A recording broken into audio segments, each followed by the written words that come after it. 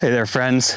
Yesterday, I heard some very concerning news out of the state of Maine. And basically what happened is back in 2022, the state of Maine came out with PFAS, which are forever chemicals.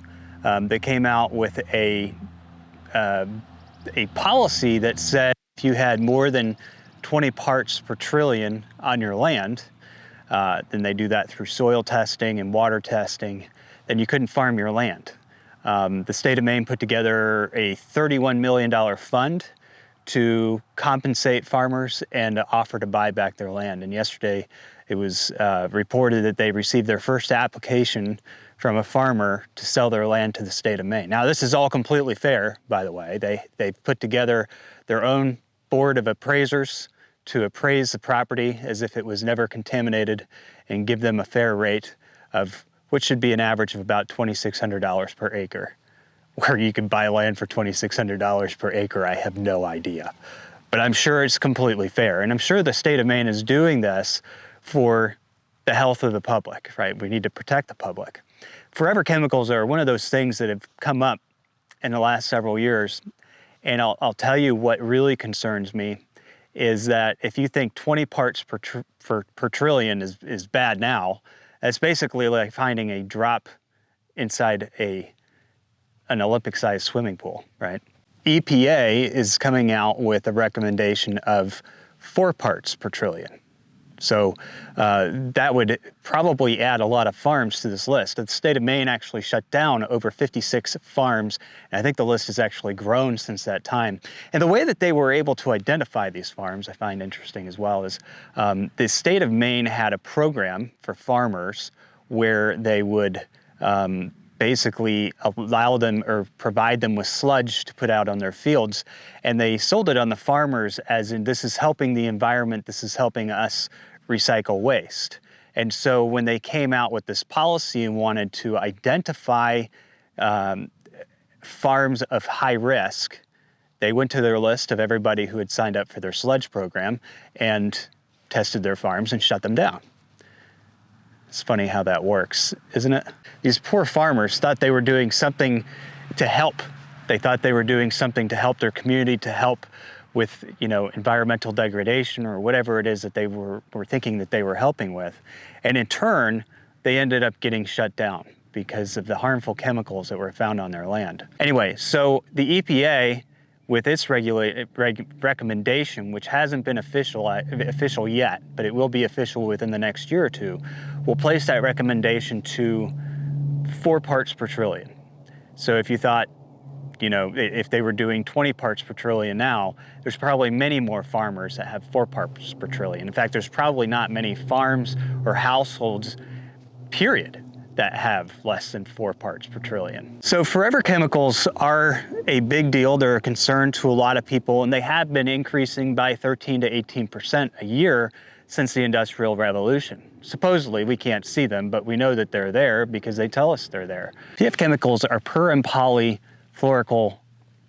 chemicals. They're often made through a byproduct of industry. They're made through plastics, and really, if you want to get down to it, the Teflon in a lot of cooking pans is made from these forever chemicals. The word forever chemicals applies to them because they're so strong and so unnatural that they take about 10 years to actually break down. And this is an important point because I'm going to turn back to Maine in a second and why I think that some of these policies are bad. But it basically takes about 10 years for these chemicals to break down in the environment. They've found the chemicals in people's blood. They found the chemicals in almost all of our water supply. The chemicals are everywhere, these forever chemicals at this point in time. And they may cause an increased risk of cancer and a whole lot of other health side effects based on some studies. And that's basically what has created this sudden, oh my gosh, we have to do away with forever chemicals because they may cause these problems in people. They may be a hazard to our health. Some of them have been proven to be a hazard to health, but Not all of them, I mean, they have studies that they've been implementing, but you know, in many respects, there's a lot of things that are hazardous to our health. But anyway, so the concern is that these unnatural chemicals, which are made by fluorine, by the way, which is, for years, they've determined that fluorine was unnatural in the environment. There were things like fluoride in the environment, but it was never in that chemical form. There is a plant in South Africa that creates fluorine. There is some rock in Germany that they found some of these chemicals in. There is some different types of sea creatures that develop these chemicals. So it would be wrongful to say that these chemicals could not occur naturally in nature, because we found naturally occurring chemicals of the same class in nature. You know, they also, you know, it's said that it takes a lot of heat to bond these chemicals together, which makes me wonder if increased volcanic activity could have anything to do with it as well.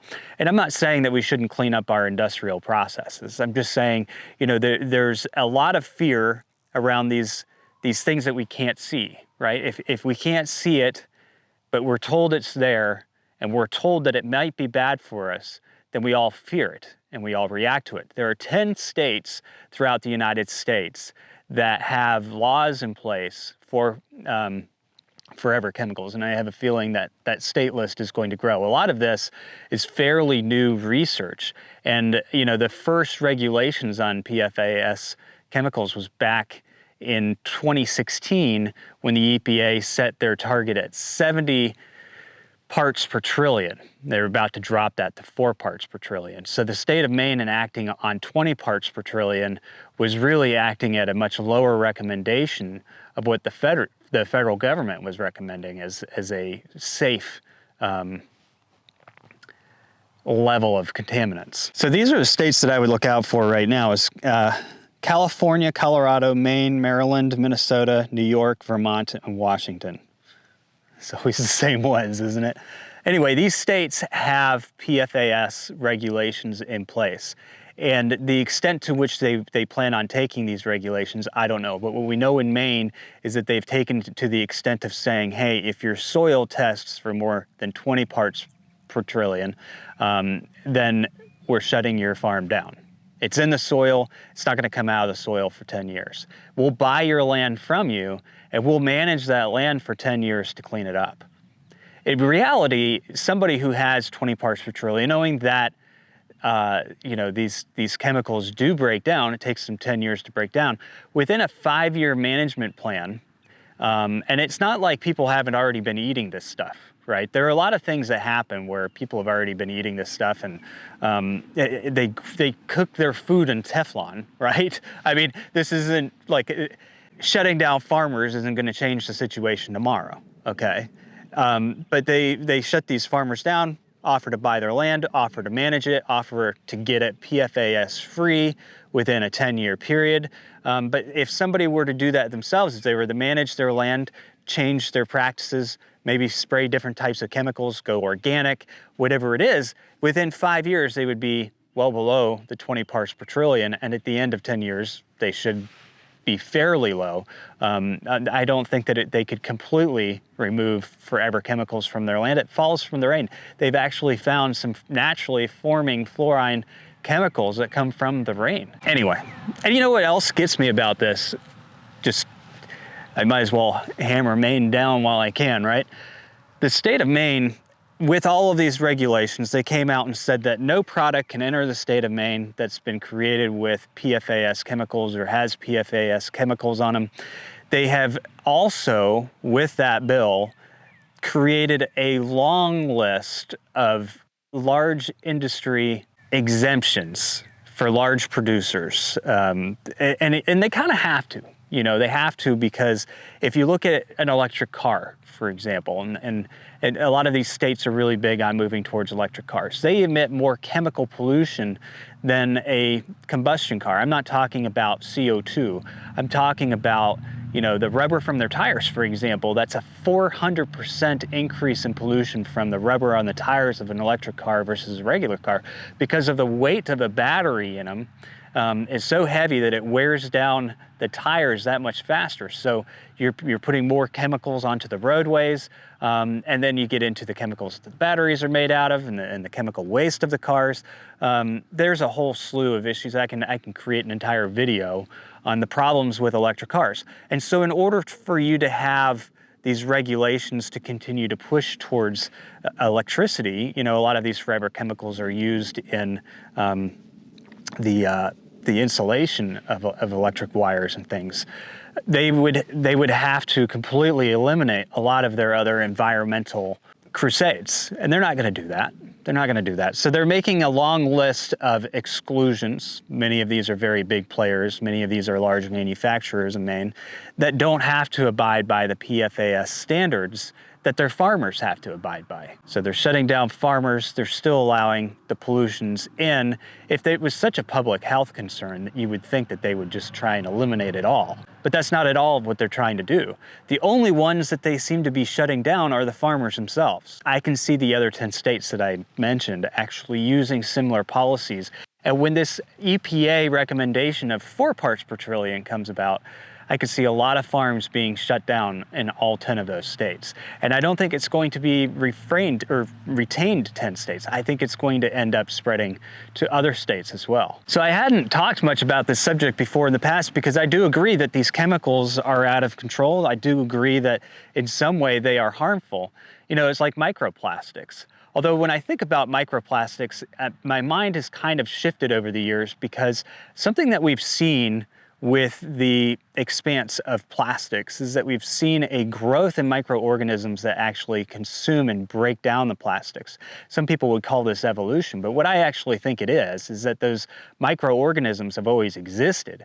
It's just that they have increased in their abundance because the supply for them has increased in abundance. It's interesting to see how it's kind of like if you go into rotational grazing and you get into aerating and raising your fields properly, suddenly you'll start seeing a whole set of different species coming out of the field. And what it is those seeds have been in there just waiting for the right environment to come forward. God created a miraculous thing with Mother Nature and this earth. His creation is almost, well, it is perfect, right? And so what you often see is when there is an imbalance, there is something else to come and balance it back out. And so the reality of microplastics today is that most plastic to the size of a microscope would be broken down by microbes fairly quickly. And there's a lot of research on this that can help you understand that. We use microbes to break down a lot of things, oil spills, gas spills. They're often used to clean up and treat areas. And the reason why you don't hear about it as much is because if people knew the truth, then they wouldn't be as worried about the things they can't see. In this case, the state of Maine has had people in a panic over forever chemicals that last a decade. Maybe they should call them the decadal chemicals. It's like CO2 only lasts in the atmosphere for so long. My concern with all of this is that as research moves forward, we continue to see certain chemicals with the same compounds that do occur naturally within nature, which means in nature there's already something else that's coming up to counter it. It might take some time, but it will eventually happen. We also learn more and more about forever chemicals, ways of safely removing them, ways of getting them out of the soil. But in the meantime, we're willing to shut down and destroy our own food supply by shutting down farmers for growing food in soil that's contaminated with PFAS. Nonetheless, the fact that people have been cooking on Teflon pans for decades. I'm curious to know what your thoughts are on this. How concerned are you about forever chemicals? And, it's one of those things where, part of me is like, these things don't belong in our environment. We brought them here. But it also makes me think, there's much better ways of going about this. Give these farmers a management plan to improve soil health and increase biodiversity on their property. And what they will probably see is a shorter lifespan of forever chemicals and a cleanup of those forever chemicals, at least down to a contamination rate that people seem to be happy with. And I think that 4 parts per trillion is pretty low. I think that regulation is coming out for a reason, and I think Maine is just a testing ground to see how people adapt to it. And what is hilarious is that people have actually embraced what the state of Maine is doing. Even farmers have embraced it until they go to sell their farm to the state of Maine and find out that they're not getting nearly as much money as it's worth. I mean, what government forces you into economic isolation, you can't operate your business, then offers to buy your land back at a fair price determined by their appraisers? Wake up, people. This is absolutely ridiculous. It is an overreach of government in a way that, I mean, I'd say we haven't seen before, but in the last several years, we've seen plenty of it. And these chemicals are nothing new. While the research behind them is new, and while there is a lot of research that suggests it may have adverse health impacts on all of us, I have no doubt that the chemicals we eat from the store food we buy every day are much worse for our bodies, if not as worse. But nobody's challenging that, right? In fact, they're pushing further and further industry consolidation. If forever chemicals are a side product of plastic, what about buying your food in the store in plastic? There's a lot of hypocrisy around this whole forever chemical thing. And the movement to draw the acceptable barrier down to 4 parts or 8 parts per trillion, depending on where they end up at, is very scary. When you look at what has happened in Maine, the other 10 states that embrace all of this and are really taking it into account. When you look at North Carolina, for example, we hear about forever chemicals in our water every day, and the state's trying to do things to clean it up. They're pushing this fear of the unseen in front of everybody. And what people have to remember is that they've already been exposed to it. And in many ways, their bodies may have already been adapting to it. I do agree that we all need to be healthier. I do agree that we should probably cause less pollution, especially when it comes to chemicals and aerosols. I don't buy the whole CO2 thing. We have to pump CO2 into greenhouses to make our food grow. There's not enough CO2. Not if you want to feed 8 billion people. And that could be, part of all of this is that in a couple years, we're going to have to feed 10 billion people. If we're at maximum capacity now, how do you feed 10 billion people? Especially when you're shutting down all the farms. I guess the solution would be to have lab-grown food for all the people. Make real food more of like a luxury item. I don't know, call it what you will, but I think that there's been a lot of testing going on. I think we've seen a lot of strange things happening, from the fires in Texas, which I don't think was Texas, but we all know that was started by Xcel Energy, or we assume anyway, to the state of Pennsylvania continuing to exercise eminent domain to take farmlands, to shut down Amos Miller they tried to shut him down from selling milk out of the state, but I believe a judge ruled in his favor to allow him to sell the milk out of state. That hearing is still going on. You guys better pay attention to that, because anybody who's involved with a private farm co-op is going to be affected by the outcome of that ruling.